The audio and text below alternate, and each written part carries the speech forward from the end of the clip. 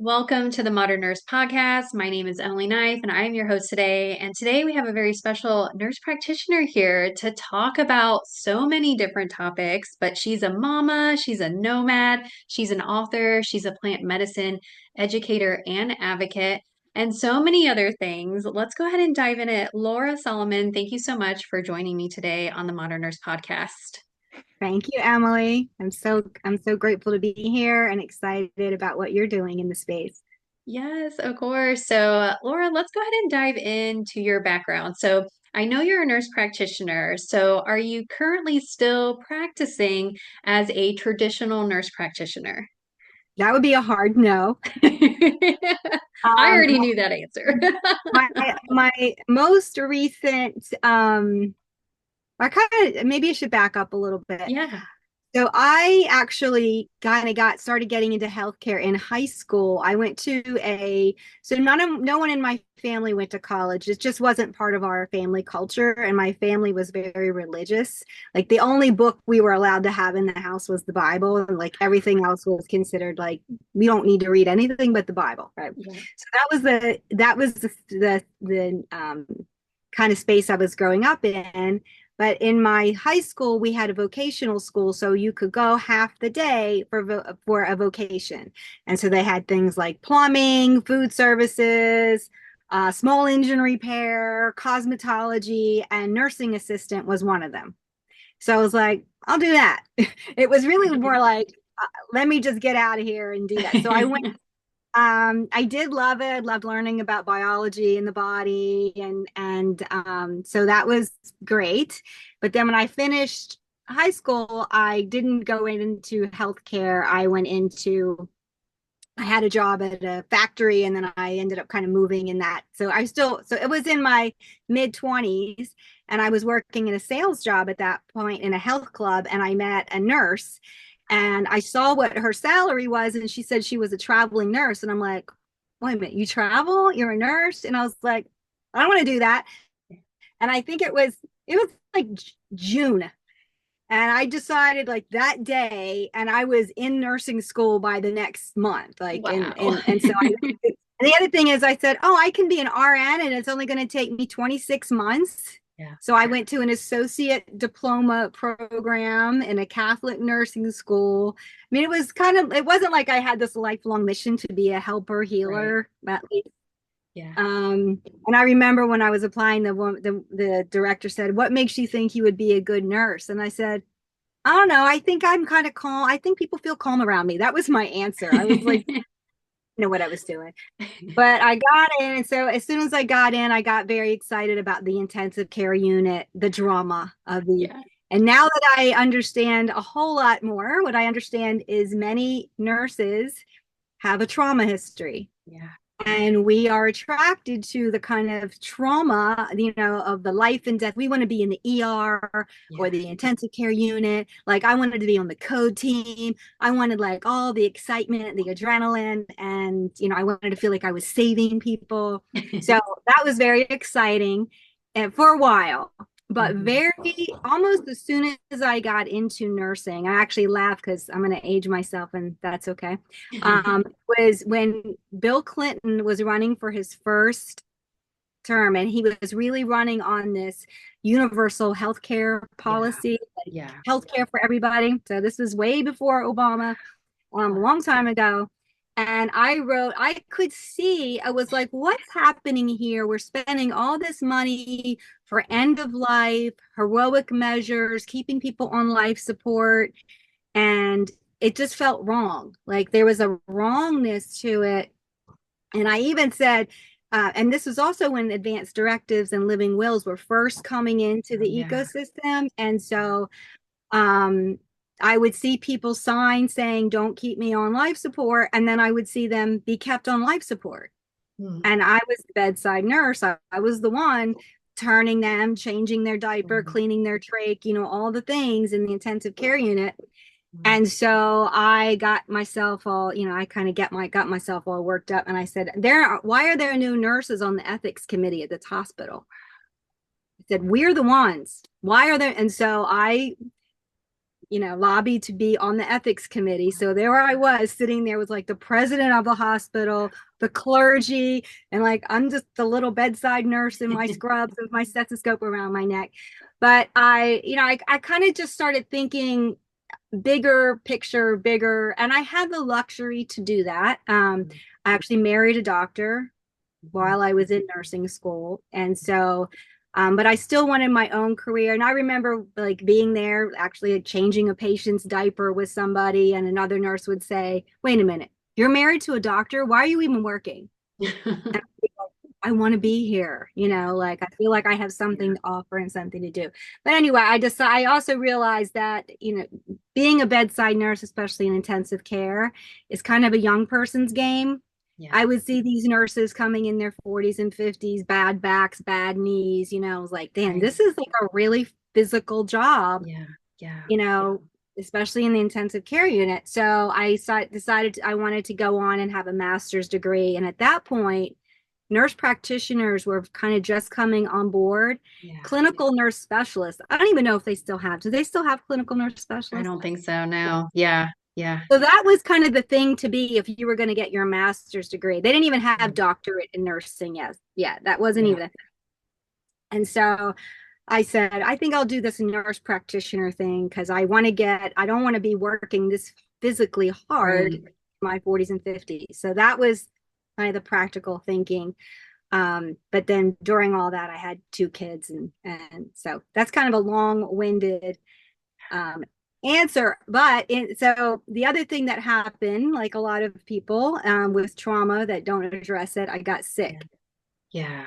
So I was doing all the things that I learned to do in school, Yeah. and all of this, just doing all the things, taking all the pharmaceuticals, and I wasn't getting better. So that sent me down a much different trajectory of, Right. why do people get sick? Really? Why do Hmm. people get sick? And why do people stay sick? Yeah. Like, what's really going on? Because the explanation that I'm being given, I'm eating right, I'm exercising, I'm doing all the things, I shouldn't be sick. Hmm. That I'm reading the book like that, it Yeah. doesn't make sense. And Yeah. so, like this, I think where a lot of people get off into exploring other things. I know you're into somatic work, Yeah.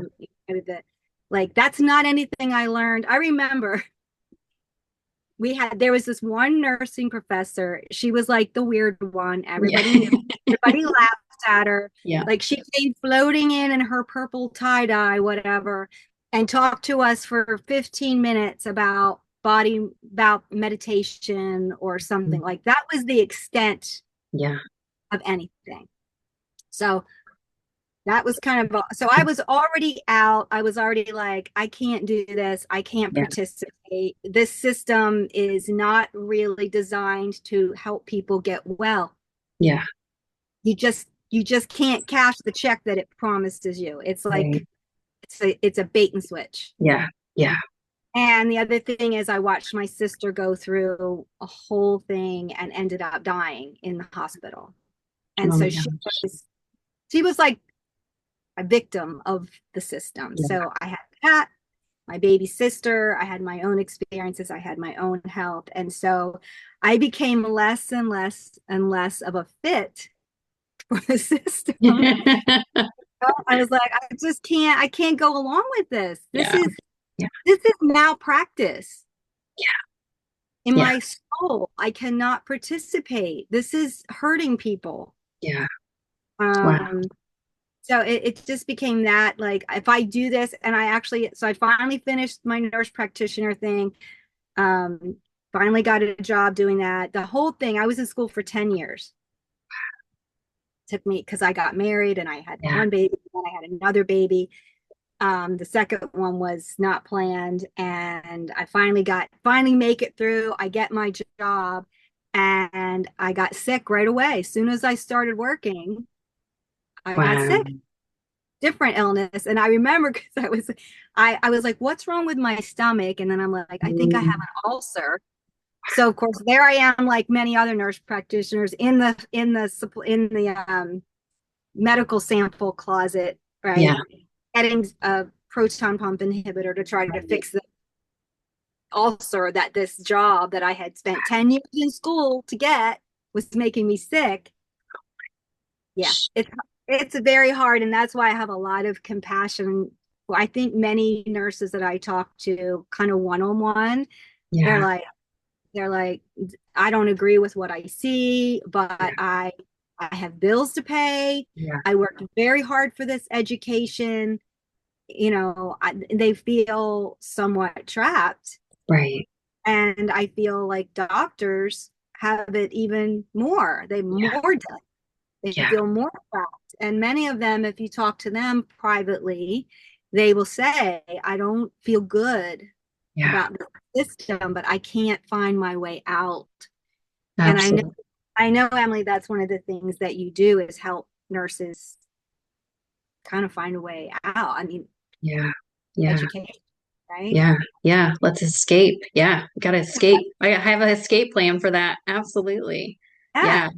Yeah, it's so important. Actually, and piggybacking on the physician part, because they are our team members, I just got a call today about a past client. Her husband's a physician, and he's drinking a little bit too much. He just got done with residency and he just started being a real doctor. And she's like, it runs in his family. I'm really concerned about him. And so I have an appointment with him next week so he can figure out what's going on. And I'm going to point out blank say it's the system. Like, can we find something else for you to do? Is there somewhere else you want to work? What's your mission? What's your goals? What's your, vision? Because like you said, it's rampant and nurses feel stuck. And so I know you found a way out. So tell us a little bit more. I know you're an author. What kind of books have you written, or what book did you write? And what was that process like for you, for other nurses that might want to go down that journey? Yeah, oh, that's a good question. So I have always been a journaler since I was 12, 13 years old. Had it was called a diary then. Yeah. So I had my diary, but I wouldn't write in it all the time. But when I started to go through my deeper healing process, I would say that's now about 20 years ago, I really started journaling a lot more and writing, and something started to shift. It's about 3 years ago now, and I was started a different kind of writing started coming through me, and it took me a while, and I could feel that it was different. And so I would kind of do my journaling, and then I would go and do this other writing. And I was like, and then it just occurred to me that I was writing a book. And I was like, oh, so it was like the book used me Yeah. to come into being. It was like Yeah. this thing wanted to be born, and it was just like, let's see if she'll do it Yeah. like that. Yeah. And I Yeah. think that's true about any creative process, like the creative idea, the creative anything. Like it's there, it's in the field. When we align with it Yeah. and surrender to it, it comes through, Yeah. right? So I would say it was more like that. And then so I was like, okay, I'm writing a book. And I was smart enough, and I'll give a shout out to self-publishing school if anybody wants to reach out to me about that experience. But they are an online service, and they have coaching. They take you all the way through to get your outline done, get your first draft done, get your, get an editor, and then they take you through every step of the way, like every single thing they took me through. Wow. And I had a coach, and like 3 months into not even 3 months, because it only took me 6 months from the beginning to when I published. Wow. So, and that was because of them. They were Yeah. helping. Yeah. They were like, they just kind of kept me going. Like at one point early on, I started writing a different book, and it was more like a fictional, and I was like, oh, is this going to be a movie, and it's going to be a video game? And like I had all these Yeah. ideas about this heroine moving through all these different challenges, and he was like, my coach was like, Laura, one book at a time. Get back to the other book you're Right. writing. So he kind of kept me on. And I remember being pissed at him. I was like, you're in my process. But so they kept me on track, and like, like I said, get an editor. So this is actually my book. Yes, let's see it. Oh, it's beautiful. Thank Wow. you. It's Wounds to Wisdom. And so it's my story, Yeah, but it's everybody's story. yeah, It's so I use my story, but I'm really talking about the story of how trauma gets stuck in the body, and then how then it can at some point becomes physical. yeah, Doesn't start physical, but eventually it becomes physical. And so as we heal, we do address the physical. The physical's real, we can't deny it. But if we stop there, then it's whack-a-mole. yeah, yeah. Right? It's like, oh, it's this rash, boom. Oh, it's that Mhm. pain, boom. And it's whack-a-mole, whack-a-mole, and then you end up with like 18 prescriptions, Yeah, is where I yeah, was at one point, and every problem getting worse, because that's what the system offers. yeah, And people say the system is broken. I don't think it is. yeah. I I think it functions as Yeah, designed. absolutely. Okay? Absolutely. And it can be very easy to blame pharmaceutical companies and insurance companies. They are opportunistic for sure, Yeah, but they're taking advantage of our general um, habit yeah, of not wanting to take responsibility for ourselves. yes. So Yeah, it's somebody else's fault, and somebody else is going to save me. yeah, And that's what, in my opinion, needs to stop, yeah, right? Like, it's no one else's fault, even if their trauma and something happened, if that was whenever it happened, yeah, and no one's coming, yeah, yeah, right? yeah, That, like, that has to end. And I feel like the healthcare system and all that game is about, my Kelly Brogan. I don't know if you know her. yeah. She's been one of my inspirations, and I've done some work with her. But she calls it mommy medicine. Hmm. Like, Yeah. mommy medicine's not coming. Like, Hmm. put on your big girl pants. And so yeah, so that was what the process was like. It was getting some help. Um, and it was terrifying. Yeah. It was absolutely terrifying. When I was writing that book, like, I would wake up in the middle of the night in a cold sweat, like almost every night. And these were the two thoughts that were going to run through my head. Somebody's going to read this. I know that sounds crazy, but that was one of my biggest fears. And then the equal and opposite fear was nobody's going to read it. Yeah. So it was like, nobody's going to read it. Somebody's going to read it. Nobody's going to read it. Somebody's going to read it. And and then I had this editor. And there, I said in the beginning, I don't know if I said, well, the disclaimer is in there at the beginning now, that because I talk about some pretty traumatic events. Yeah. And there was one story in particular that I almost left out, but I thought this story doesn't make sense Right. if I leave this part out. But I didn't, and this is the truth. I still to this day have not read this book. Yeah. Yeah. I Wow. can't, I haven't read it yet. Yeah. Sorry thinking about that, but anyway, Wow. Yeah. Thank you for sharing that. Wow. yeah, it's Yeah. someday I'm going to read it, but Yeah. not sure when. But there was a story, and I noticed that the editor, she was making comments, and she got to that story, and then she stopped.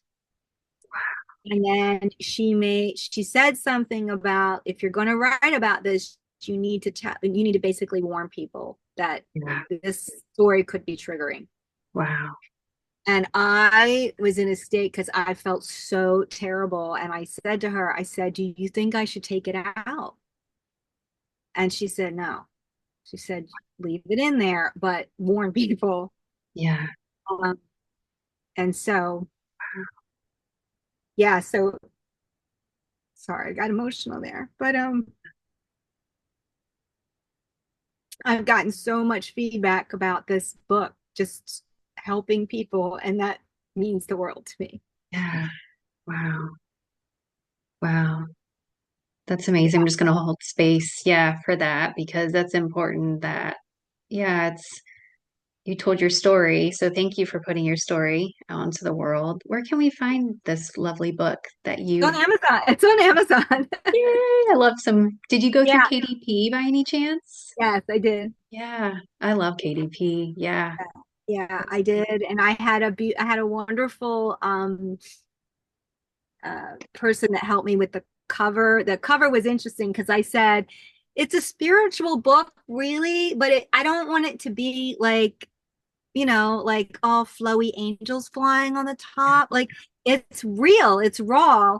So I said I need it to have like like I actually kind of wanted like a bloody heart on there, and people were like, Laura, no, don't do that. So it ended up like more like a Grateful Dead kind of vibe. yeah, I love that. But I was like, it needs to be very visceral Yeah, because this is book is about the body. It's real. It's grounded, it's real, it's about the body. But so yeah, so that, and then I had already been developing and teaching a course okay. that okay, so part of my journey was I went to the Netherlands 5 years ago and had a psilocybin experience as part of my trauma recovery. And it was so impactful that I was like, it's malpractice for me not to talk about this and at least educate people that it's even there Yeah, and what it can do.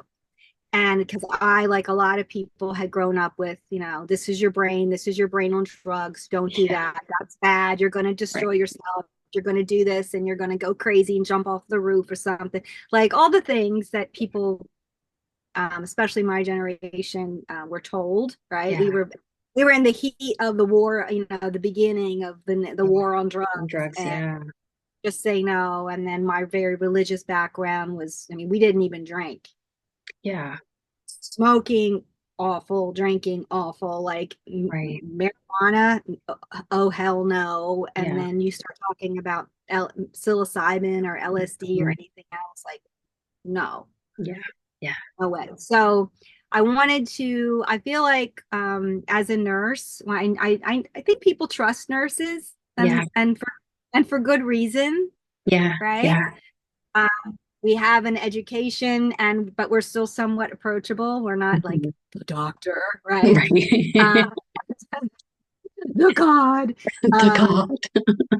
right. I know it's silly. My daughter's in medical school, and Oh, really? I did try to talk her out of it, but you gotta let your kids find their own Yeah. way. Uh, I know, it's funny, but now I think about like she's like barely 5 foot tall, and she's my kid, so it's like she's gonna be the doctor that walks in the room and be like, how That's could anybody funny. sleep at? Um, but so I think that as nurses, or as a nurse, I found that like people would come to me and trust what I had to say about it more Mhm. than they might trust, you know, a shaman Right. at a retreat center. And this is, and not to say that I am better or it's just, like the shamans of the West wear a white coat. It's Yeah. just what's in our culture, Yeah. right? Yeah. Just like I might walk in a white coat in Latin America somewhere, and they would not trust me because I was wearing the white Mhm. coat, Yeah. right? Yeah. So it's just cultural. Yeah. And so I do find that people, because I can offer them more of a scientific explanation, Mhm. and people a lot of times in the West want that and need Yeah. that in order for their nervous system to calm down. Yeah. And so I feel I want to play that role, and I do play that role. And then also, uh, a lot of I'm a big fan of the role that some psychedelics can play, but also that they can also be misused, Yeah. and people are very vulnerable. A lot Yeah. of times, people who are seeking this out, they've been very abused by the healthcare system, Yeah. very vulnerable. They, you know, have less resources, they have less um, like sometimes mental, physical, psychological reserve. Right. And so a lot of what I do is preparing people for to get the most out of the experience and then supporting them afterwards because that's what I feel is most missing. Yeah, absolutely. Like the experience is experience. It is what it is, but if a person is not properly prepared Yeah. and not adequately supported, it can actually become a negative experience in their Yeah. life. And it can leave them feeling even more hopeless. Mhm. It's like, oh, I had given up hope because I had tried every antidepressant, every anti-anxiety, every blah, blah, blah, every combination. Yeah. And now I've heard about psilocybin and I did that. And now that failed too. Yeah. Yeah. Right. And that I think is tragic when that happens. Yeah. And that is a consequence of people not having realistic expectations Yeah. and not being prepared and not understanding that it's about neuroplasticity. Mhm. Yeah. And it's one day of being out in a non-ordinary state is not going to correct for several decades of information flowing the same way in the brain. Anyway, Yeah. so really what I've where I've landed is and I think also surprisingly a lot of people when I was actually supporting people in those experiences, a lot of them were healthcare professionals, Yeah. Yeah. counselors, therapists, nurses, doctors Yeah. who wouldn't feel comfortable going to Jamaica, Mhm. Yeah. but it's like, okay, I'm here with a nurse, Yeah. I'm safe. Yeah. Yeah. Wow. So much So rich experience. yeah, yeah, Gosh. feel very grateful that I've had all the opportunities that I've had, um, and that I can play a role in. I feel very much like a bridge, Yeah. you know, Yeah. and maybe even a bridge for younger nurses who are like looking around and saying this isn't right, but they need someone to say, yeah, you're right, it's messed up, Yeah. right? And Yeah. so now what are you going to do? Yeah. Are you going to play along and be complicit, or are you going to somehow, some way find a way to um, be part of something new? Because I do Yeah. think we are creating a new healthcare system. Absolutely. Yeah. We Absolutely. are. We are. The old Yeah. one is falling apart and breaking apart, and we are creating something new. And I think that nurses play a very significant role in that. Yeah. Absolutely. Yeah. It's the most trusted profession for like the last 100 years or something like that, I think. I have to Google it, but yeah. And also, I know this isn't as true as it used to be, but it's still, I mean, what's the statistics for men and women in nursing? Oh, Still yeah. Yeah. Actually, I looked this primarily up. women, right? It's still primary. I think it's only like 17% or 20% is male. Right. Yeah. So think about that. Just in the whole scheme of things, you've got a profession that's over 80% women Yeah. and the most trusted profession, Yeah. right? We really do have a well-earned um, platform here to Yeah. be part of building the new system. Yeah. Absolutely. Yeah. Mhm. Yeah. I think that, yeah, it's happening. It's definitely happening. And there's so many nurses, doctors that we're already underground doing these things, like these Yeah, retreats and things for people anyway. So it's like it's kind of like the marijuana movement. It's like you're gonna find it if you want it, right? Like right. if you want something to happen, like you're gonna be able to find a resource or somebody to help you get to where you need to go.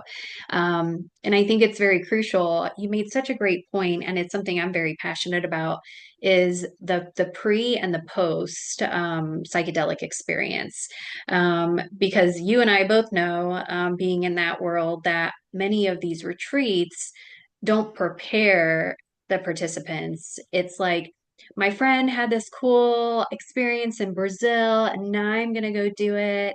It's like, okay, cool.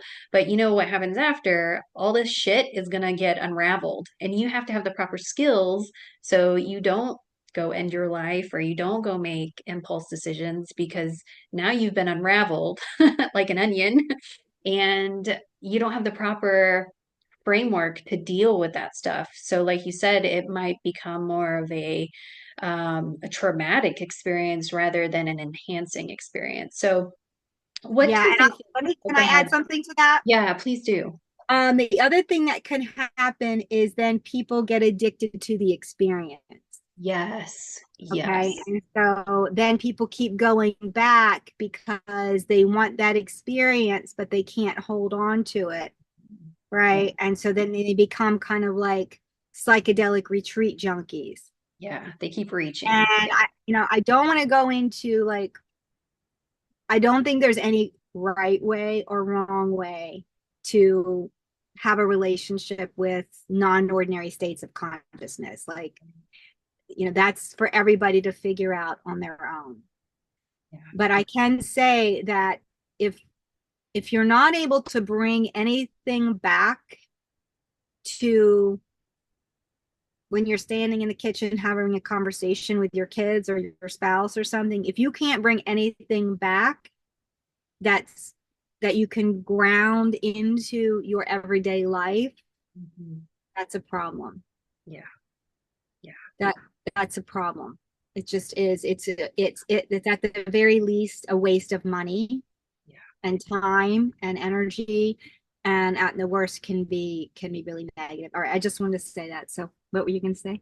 Yeah, yeah, no, I think that's so important to say that because and I think going back to kind of like the nurses, like we become adrenaline junkies, right? Like we keep searching for that job that is going to make our adrenaline spike, or we keep going back and getting degrees after degrees. That's why so many nurses have the whole alphabet right after their last name. It's because we're seeking, because if we sit still for a moment and we actually start to listen, it's going to be like the harmonic choir just yelling at us because we Yeah, haven't dealt with any of that. It's like all that trauma stacking, right? It's like trauma, trauma, trauma. And now I have this Jenga tower. And if I pull out one, that shit's going to fall over.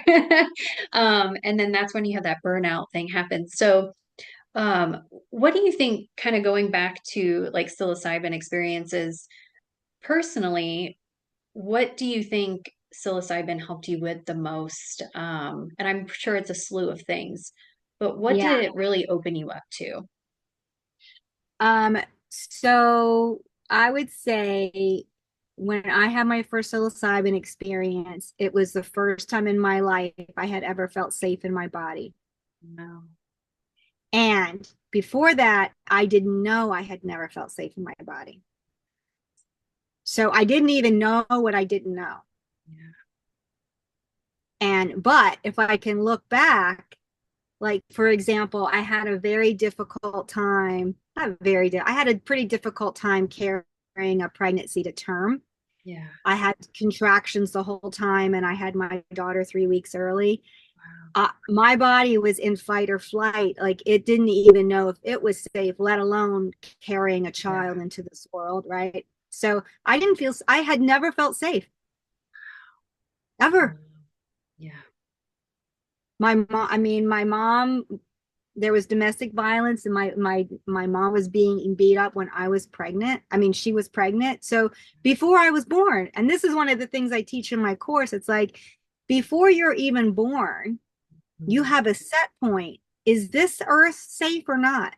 Yeah. You're born with something on a scale from say 0 to 10 with how safe is this place I'm stepping into, Yeah. flying into, what popping out into, whatever. Yeah. So that was number one. And then, this is a truth that until the safety signal is switched on, we cannot heal, Yeah. Yeah. right? You can't go into repair, Yeah. rejuvenation if you're in survival. Yeah. Those are two different gears, Mm, right? And absolutely. so it got me just for a few hours out of survival mode, and I got to feel, because I had been doing breath work, meditation, all the things, Yeah. but I couldn't get there. Yeah. I just couldn't get there.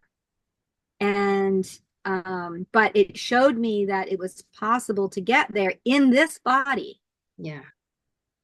It was an embodied safety. Yeah. Wow. And I was like, oh, okay. Wow. Different. Yeah. This is nice. I like this. Yeah. And then I still had a lot of work to do to kind of, be aware of when I was coming in and out of that. It took me a couple years, and I did a lot of microdose, not a lot.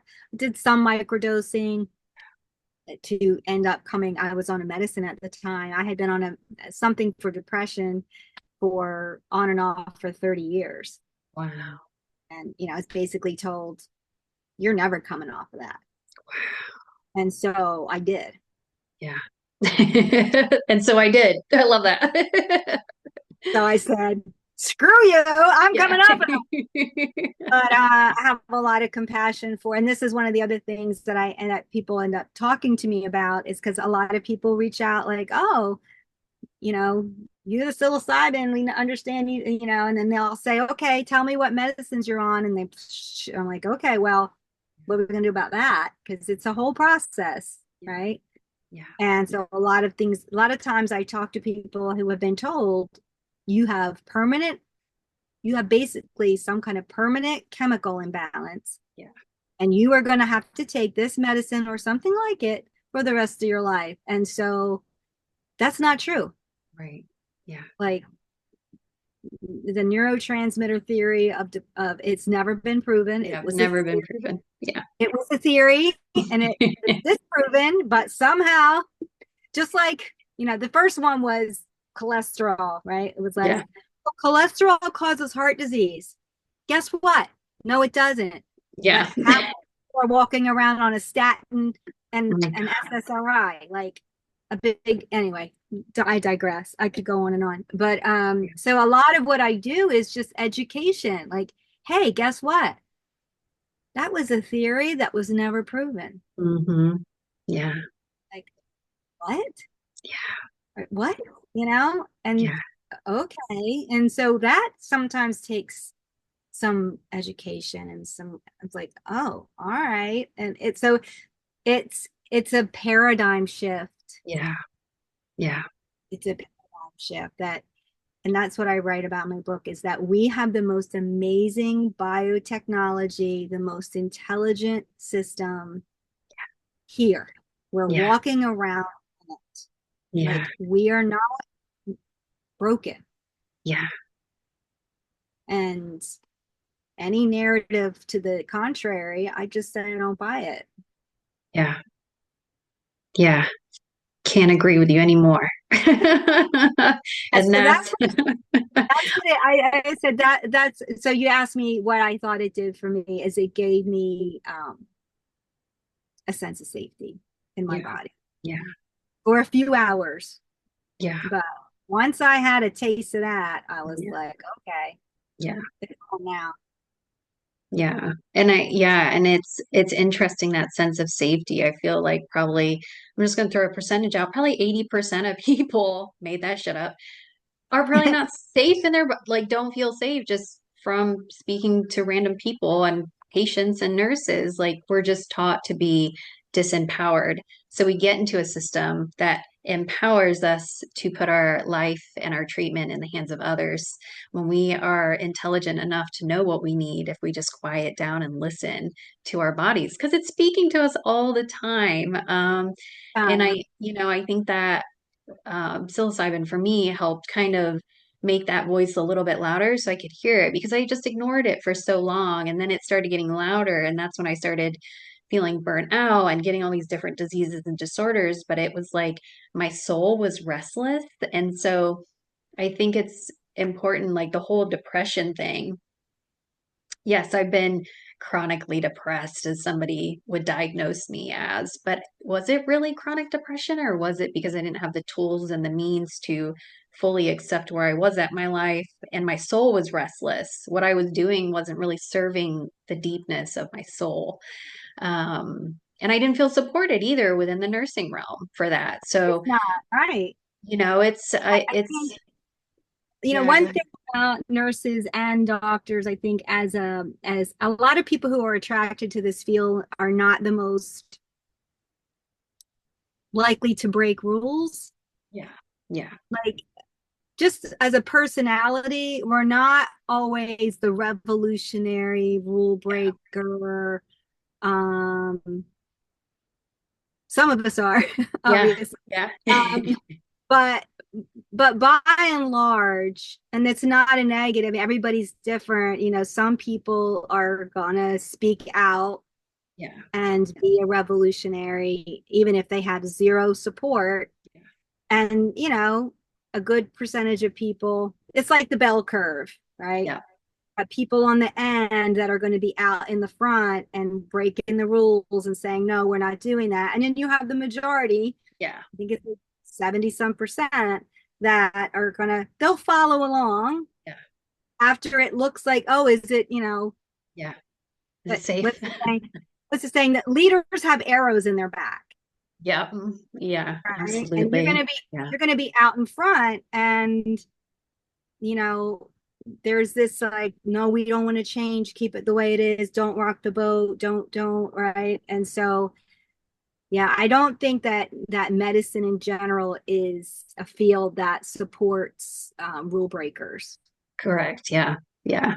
Yeah. And I think that, yeah, and that really kind of mirrors like who we accept into nursing and medical school. We accept people that are like valedictorians, that have really high GPAs because they know how to follow rules, they know how to people please, right? So those are the people that we want in the nursing field because we have a machine and we need to fill it with Right, robots. And it sucks to say that, but I have there was a nursing student that I went through nursing school with as her adjunct faculty, and she just never liked the system. She's like, I know I want to be a nurse, but I don't want to go into that. That's not what I want to do. She's like, how do you do it? And I'm just like, it's gonna be tough, but you can do it. Like it's gonna suck really bad at times. But you know what the reward is like you don't have to be in that mess. And she was a rebel. Like she's like, I got C's. She's like, I don't even know how I got into this school. And it's those people, the majority are the rule followers. So it's hard to talk sense or hard to talk out of the box when you're in the box. And one way to get fired from a job is to speak the truth. I experienced that. I worked at a really great university, and it was very well known, but saying that antidepressants don't really have much research behind them, and we shouldn't be on antidepressants really for more than 6 months to nursing students, the people above me were not feeling that. They're like, right, that is not false. And then I would keep going with about 80 to 95% of serotonin is made in your gut. So why are you teaching it like it's a brain problem? Because it's right, not, it's a whole body problem. And they right. just didn't like that. And so that's when I was like, that's when the light bulb went off for me. Like, this whole system is so fucked up Yeah, that we are teaching it to nurses, the same yeah, regurgitated information yeah. that's not true. It's so not Right, true. And then they're passing that on to patients. Like, yes, you have right. to be on this statin because your The most cholesterol is so high, the most trusted profession Yeah. is passing on misinformation. It's so messed What? up. It's so messed up. Yeah. So kudos to you Thanks. for saying, no, I'm not doing that. Yeah. You know, I'm not doing that. I think that, growing up in a cult was not good. Yeah. Yeah. The good thing about it is I can recognize it when I see it now. Yes. I'm Yes. like, okay, you're telling me da da da da da da da da. No, that's not what is. Yeah.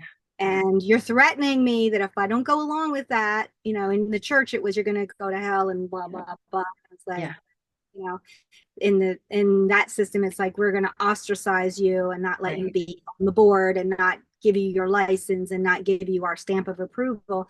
It's Yeah. like you go along with the narrative or we're kicking you out. Yeah. Yeah. And I'm like, okay, kick me out. Yeah. Yeah. Yeah. Exactly. Meanwhile, like I have colleagues, I'm thinking of one in particular. When I met her, she was like a professional athlete. She was in that good shape. Yeah. She was like, you walked in the room. If you saw her now, and she's been in that system now for the last 20 years, she can barely walk. Last time I saw her, she was on, she said, I'm putting myself on medical leave. She's Oh, so sick from working in that system. yeah. Yeah. Mm, It's like, what's it going to take? yeah. Yeah. I, I can't, you can lead a horse to water, but you can't make him drink. It's like, if your health isn't important to you, that you won't, Right. you know, Yeah. it's very sad. Yeah. And Very yeah, sad state of health of a lot of healthcare professionals. yeah. Yeah. And it's so, I think what is the most bizarre, kind of piggybacking on, the whole education and healthcare system is that all of us that have gotten out of that system, we're trying to make changes. We're trying to be the light in that system. And so many nurses that I have on this podcast, we've all gotten away from that system, but it's still like that system because they keep pushing us out. We try to help to make changes, create new visionaries, create new systems, but it's like it's always been done this way. So for all like the listeners out there and the nurses that might want to be have a great idea, but they don't feel supported. And maybe they keep being told, like, no, that's not a good idea because it's always been done this way. And this is the way we're going to keep doing it. What would you say to those nurses that have this big vision, but keep getting pushed down? Trust yourself. Yeah. You know, if everybody has to figure it out for themselves, and some people feel comfortable. If your health is being compromised Yeah. by staying in the system, so you're anxious, you're depressed, you're not sleeping, your body's hurting, your stomach's hurting, your head's hurting, whatever, then you have to get out. Yeah. You have to get out for your own health. Yeah. If you have the constitution, and everybody's different, that you can be in that system and your health is good and you're sleeping good at night and you don't have anxiety and depression and your body and you feel like even though you're getting a lot of pushback, you're making changes from the inside out, great. So I don't think it's a one size fits all, but if it's making you sick, you know at the end of the day, the only person that we are really responsible for is ourselves. Yeah. So I like the idea of the burning house, right? Yeah. You've escaped from a burning house. There are still people in there. Mhm. And you, because you care and you are a helper and a healer, you want to go back in to the burning house and Yeah. save people and pull people out. Yeah. That doesn't work. Yeah. Just take it from me. Like, learn from my read mistakes. read the book. Yeah. Yeah. Doesn't work. Okay. Yeah. Stand outside where it's safe, where you can take care of yourself. You can have blanket and water and things for people when they do make it out. You can be Right. there, be the bridge, kind of like what you're doing, right? You got out and now you're being a bridge for people. Yeah. Like, be there for them, help them in that way. But that running back into that, like that, the old system is burning down. Yeah. Yeah. It's coming down. Yeah. What's going to happen is we're going to create a parallel system.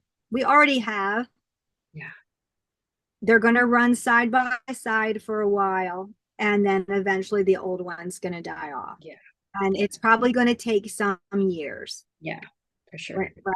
You're not going to go into some kind of hospital executive who's 70 years old making $1 million a year and talk to them about your great idea for change. Yeah. Forget about it.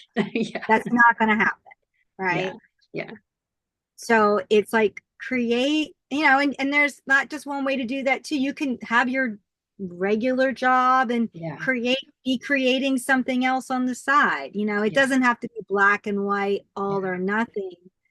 But if you have something, let me say this in the right way, that we give birth, the birth canal for what's coming next Hmm. is where you have been wounded. Yeah. That Yeah. is the birth canal, Yeah. right? So as you give birth to what's coming next, it's gonna heal you. Hmm. It's gonna heal you on its way out into the world, and that's Yeah. gonna be. And if you don't allow what is meant to come through you to Mhm. come through you, it's gonna destroy you. Yeah. It's a powerful thing. It's it's Yeah. it's either medicine or poison. Like you get to decide, but it's a strong thing. Like I really believe that we all have a gift, Yeah. and there's a gift that comes through you that can't come through me because I'm not you and you're not me. There's a gift that comes from through me that can't come through you. Yeah. And I feel that about every nurse. There's a gift that can come through that particular nurse that can't come through anybody else. So when you deny it coming through, like we all lose out. Yeah. It's one human's genius who's not going to make it in. Yeah. And Wow. so it's not just about you. I guess that's what Yeah. I'm also going to say to the nurses. Like Yeah. it's not just about you. Yeah.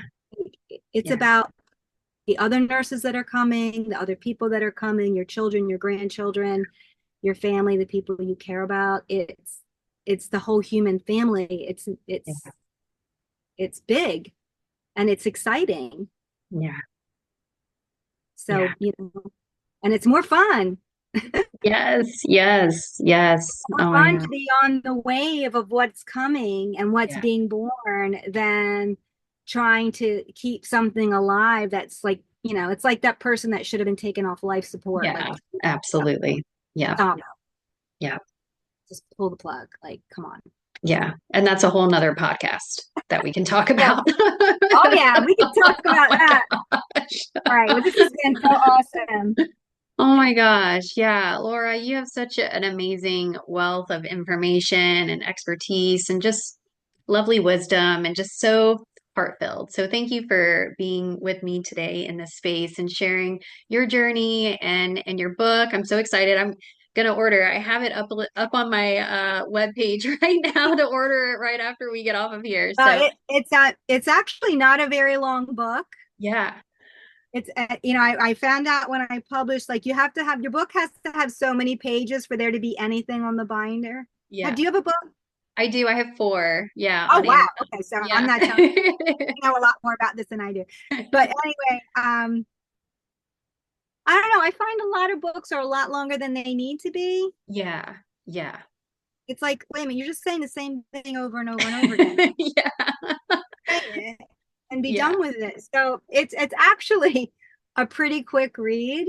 Okay. So if I haven't done Audible, I've had people ask me to do Audible, and I haven't done it because I haven't read it. So that's Yeah. terrible. If I do Audible, I'm going to have to read it. And but maybe I'll do that. So I don't have Audible, but it's on. You can do it on Kindle. So Okay. Awesome. you Yeah. don't have to Well, have the book.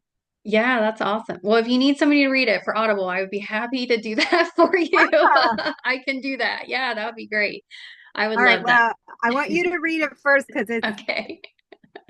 I might start crying myself. So, yeah, absolutely. I think I guess we could if I do my own Audible book and I start crying, like, was that bad? no, I think that's just being human, right? I don't know. I'm trying to think if I've ever listened to an Audible book when the reader starts crying. I'm gonna be I like, oh, know. I yeah. haven't. Oh my goodness. Or we could just have AI do it. That's a thing now, you know? I can have my AI version of myself, my Yeah. avatar. do your my like work. human version, right? With the crying and the actual emotions in it. So, well, awesome. I'm so excited to just see where that goes as well and to collaborate with you further. So, thanks again for spending this time with us. And anybody that's listening out there, how can we find you? We know how to find your book, but how Yep. can we So find I have you? a website. It's my name, lorasolomon.com, LoraSolomon. And I have my courses on there. I have the course that goes along with the book. It's a 10 module course. It goes deeper than the book and has a lot more practical applications in it. And it's video, it's me talking. And and a lot of really pretty slides and stuff. So there's that. And then I have a psilocybin microdosing course that's also on my website that yeah, that's kind of short and sweet, but once again, I tend to do things, just get the facts and get what needs to be in there and not go into a lot of fluff because people are busy and they just need to know what they need to know. So Yeah, that's awesome. Well, awesome. Well, reach out to Laura if you need any of that and just reach out to her anyway. I'm sure yeah, she's happy to meet with you, right? And help you yeah. with your journey. So And awesome. email me through my website. Yeah, sounds good. All right, awesome, Laura. Well, we'll talk to you soon. I'm sure there'll be plenty of other opportunities that will have you on the Modern Nurse podcast because you just have such a wealth of experience. So thanks again, and we hope you have a wonderful day. Thank you.